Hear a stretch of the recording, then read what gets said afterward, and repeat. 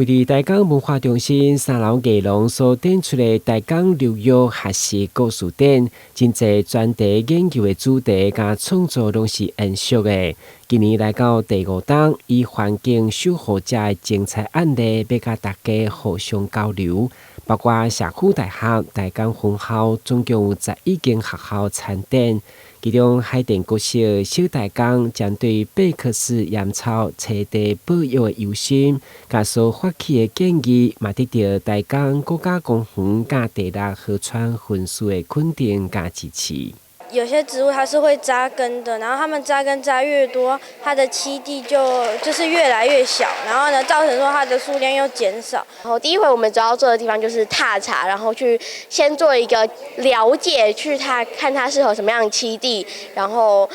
要怎麼復育。貝殼式鹽草的足跡，或者是有一些無障礙坡道等等，我想這個都有實現的機會。我們可能會在這一區去營造。把詩詞、把貝殼式鹽草的解說，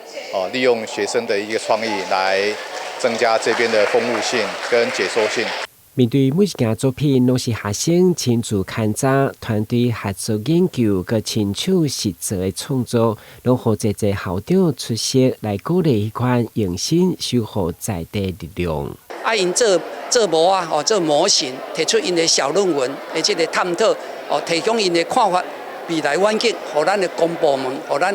成人來參考，共同3代人老中少，透過這個研究的精神，透過探索的精神，透過實作的精神，共同來營造一個生態、文化、健康的台江的新城市。